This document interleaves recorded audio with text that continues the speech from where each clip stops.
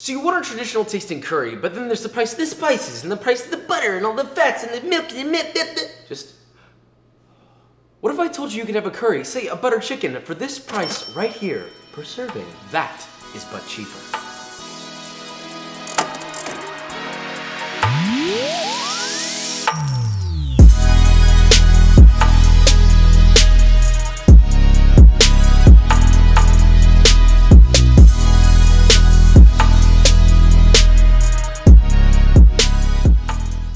So when you go to a restaurant, you're looking at getting a curry, it can end up being $10, $15, $20, $25. And that's because of all those spices, all those expensive sort of fats, whether it's coconut milk or heavy cream or lots of butter. You just need to condense it somehow. Simplify it while maximizing its flavor. So with all that said, let's make this, shall we? Right, cheap curry, Josh, okay? Resist the truffles, resist the fancy spices.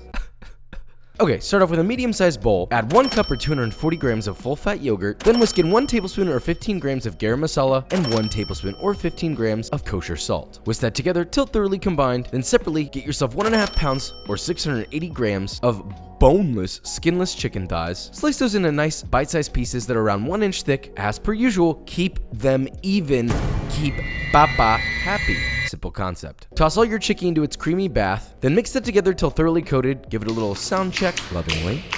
Then just cover that with plastic wrap and let that marinate for at least 30 minutes, but ideally overnight. Granted, you could skip the marinade entirely, but it makes a flavor difference. Okay, next up, get yourself a large deep pan like a brazier or a medium-sized pot. Heat 2 tablespoons or 30 grams of vegetable oil over medium-high heat. Once that's shimmering and hotter than my buttocks after sitting on a chair that doesn't really breathe very well, add your marinated chicken in batches to avoid overcrowding and sear for 2 to 3 minutes. Flip, should be nice and golden brown, maybe even lightly charred, and sear the other side for another 2 minutes. We just want color as fast as possible. You don't want to cook the chicken all the way through yet. Now once all of your chicken is beautifully browned, make sure the pan is clear, then hit it with a touch more oil, then lower your heat to medium and add 1 yellow onion that's been evenly diced, a 2-inch knob of ginger that's been finely diced, or more specifically, brunoise for the culinary hype beasts watching, and 6 cloves of sliced garlic. Season that to taste with kosher salt, fresh ground black pepper, then cook and stir, making sure to scrape the bottom, and if you have an especially thick fond like I did, that's the brown good stuck stuff on the bottom, you can add a small splash of water to loosen that. Now make sure to cook all that water off, then just saute your vegetables for about 3 minutes or until everything has been softened. Then add 2 teaspoons or 8 grams of smoked or regular paprika, 2 teaspoons or 9 grams of ground cumin, 1 tablespoon or 14 grams of garam masala, 1.5 teaspoons or 6 grams of turmeric powder, which is completely optional. Then stir that together and let those spices toast for about 1 to 2 minutes, or until intensely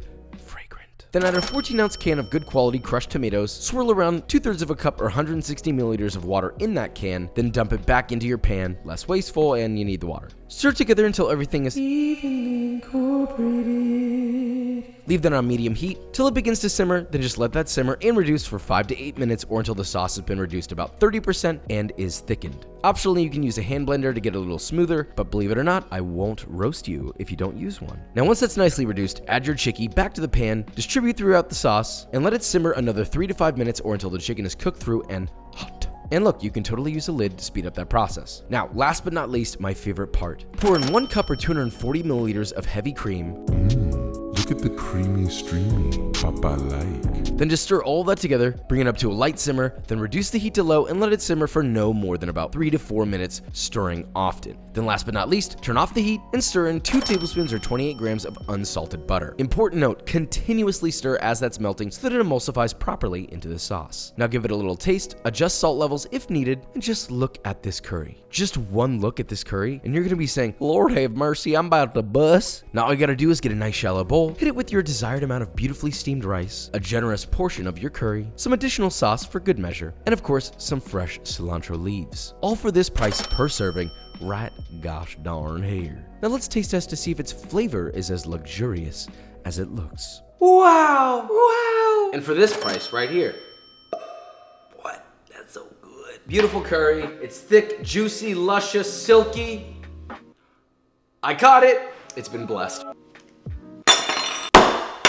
Wow, this really actually doesn't taste any different than any of the other curries that I've made, which are all amazing for the record, but I pulled back on this more extravagant spices that I would normally use, but really we ended up with a curry that is honestly just as flavorful and emphasizes the more simplistic aspect while saving money? Do you want to save money or not and have it be really yummy?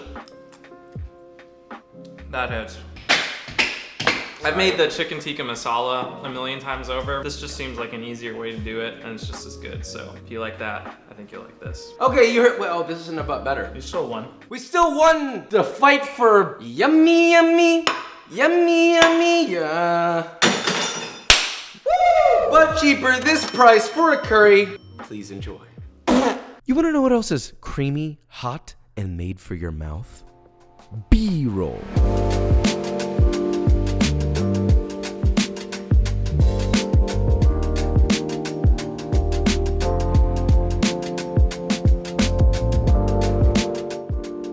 Okay, so we made our but cheaper curry for this price right here per serving. That's per serving, folks. So right, a lot of people get mad about it. Oh, look at that! I have to go buy this. Shut up. I really think it has all those classic flavors that you expect in a curry, but obviously it's not as expensive and it's easy. You can put this thing together in like 15 minutes, not including the marinating time, but like, are you really gonna count me for that? Fine, skip the marinating and it takes 15 minutes. But anyway, the point is, that is a proper but cheaper of a curry. And if you enjoyed this video or you learned something, leave a like, subscribe, and I will see you next time. Papa very confused and tired. Papa take a nap. Okay, good night.